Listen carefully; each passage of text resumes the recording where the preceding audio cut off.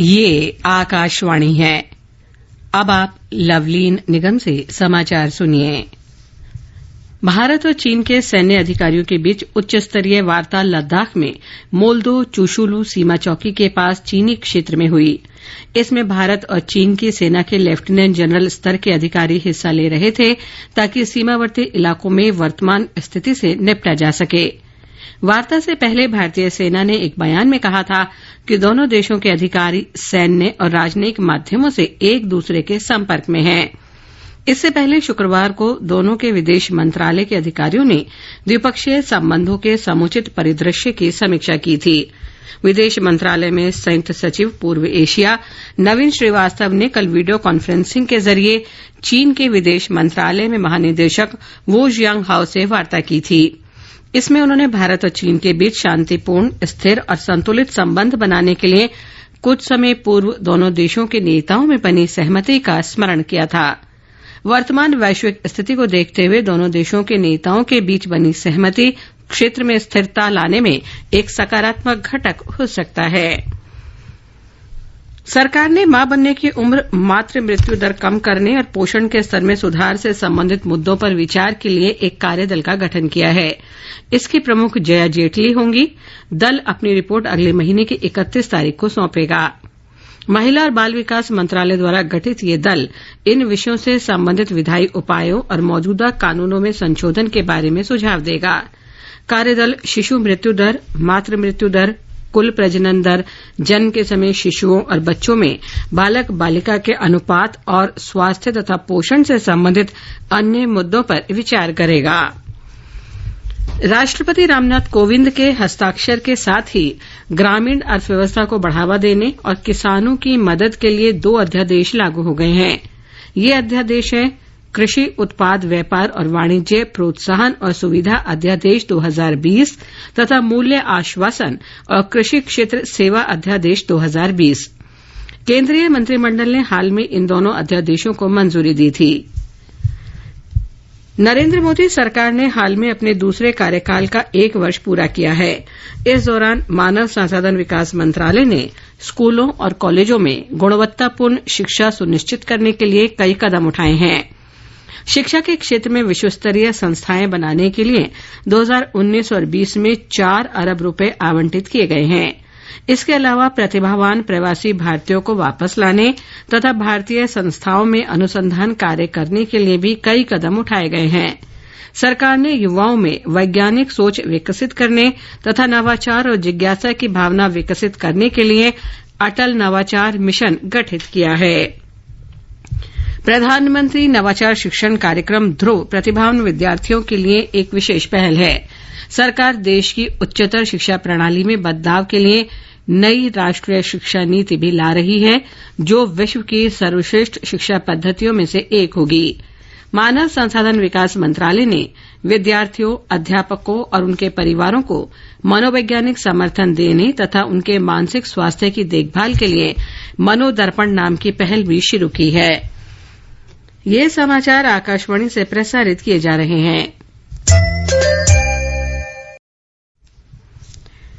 केंद्र सरकार ने कहा है कि देश में कोरोना मरीजों के स्वस्थ होने की दर 48.20% हो गई है और स्वस्थ व्यक्तियों की संख्या 1,14,073 तक पहुंच गई है। पिछले 24 घंटों में 4,611 मरीज स्वस्थ हुए हैं।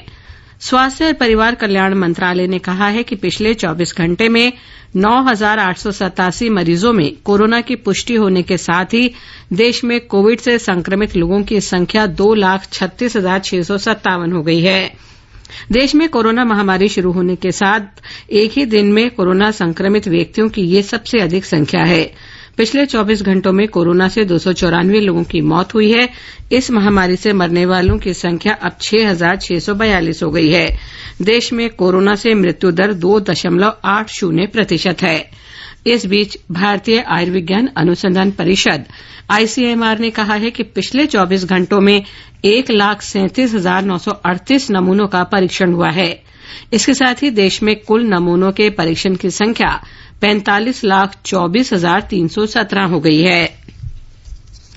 दिल्ली के मुख्यमंत्री अरविंद केजरीवाल ने आज कहा कि राजधानी के प्रत्येक निजी अस्पताल में सरकारी चिकित्सा विशेषज्ञ तैनात किए जाएंगे जो कोविड-19 रोगियों के लिए उपलब्ध बिस्तरों पर निगाह रखेंगे।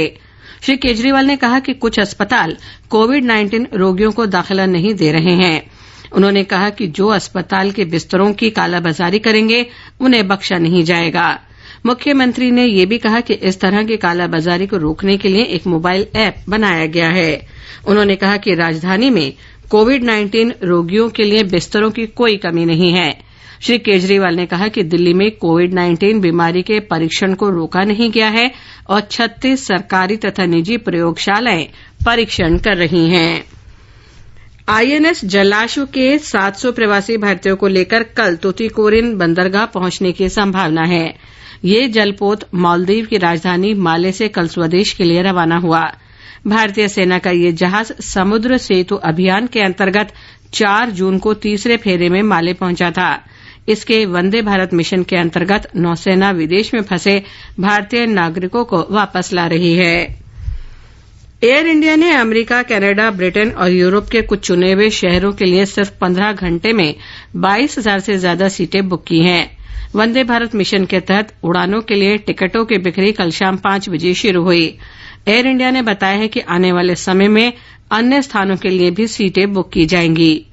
Air India Vande Bharat mission के तीसरे चरण में इस महीने की 10 तारीख से 1 जुलाई तक Europe, Australia, Canada, America, Britain और अफ्रीका के लिए 300 उड़ानें संचालित करेगा।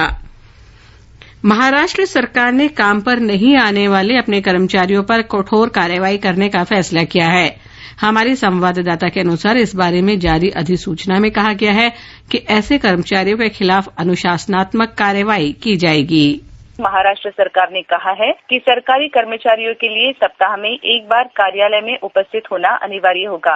अतिरिक्त मुख्य सचिव मनोज सौनिक द्वारा जारी अधिसूचना के अनुसार यदि कोई कर्मचारी अनुपस्थित रहता है तो उसके पूरे सप्ताह की वेतन कटौती की जाएगी। सभी सरकारी विभागों को उनसे संबद्ध अधिकारियों और कर्मचारियों का एक रोस्टर तैयार करने के लिए कहा गया है, जबकि स्वीकृत छुट्टी या मेडिकल लीव वालों को सहूलियत दी जाएगी। ये आदेश 8 जून से लागू होगा। कई कर्मचारी तालाबंदी के दौरान काम नहीं कर रहे थे और कुछ अपने गृह नगर के लिए रवाना हो गए थे। माधुरी पांगे, आकाशवाणी समाचार, मुंबई। पर्यावरण मंत्रालय ने आज कहा कि सरकार के राष्ट्रीय बाघ संरक्षण प्राधिकरण के प्रयासों से बाघ को विलुप्त होने के कगार से सामान्य स्थिति में लाया जा रहा है। इसका पता वर्ष 2006, 2010, 2014 और 2018 की बाघ गणना से चलता है। पिछले 8 साल के दौरान बाघों की मृत्यु पर स्पष्टीकरण देते हुए मंत्रालय ने कहा है कि इस संबंध में मीडिया में आई खबरें भ्रामक और गुमराह करने वाली हैं।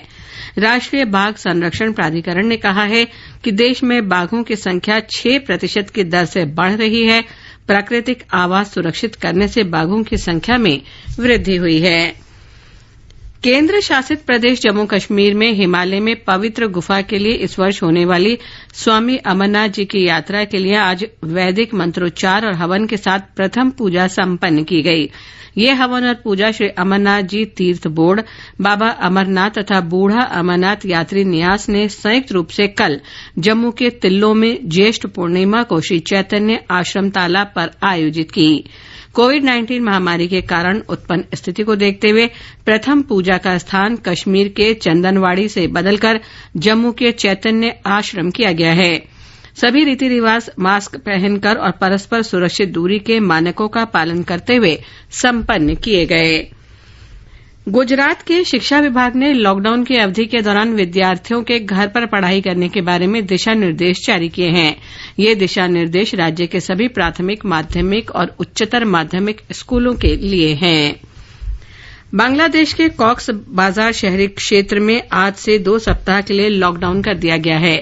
रोहिंग्या शरणार्थी शिविर के कोरोना वायरस रेड जोन घोषित किया गया है। ये लॉकडाउन 20 जून तक प्रभावी रहेगा। शहर में दुकानें बंद हैं और यातायात प्रतिबंधित है। केवल सरकारी कारों को आपात सेवाओं के लिए इस्तेमाल करने की अनुमति है। कॉक्स बाजार में आज तक 969 लोग कोरोना संक्रमित पाए गए हैं। इसके साथ ही ये समाचार बुलेटिन समाप्त हुआ।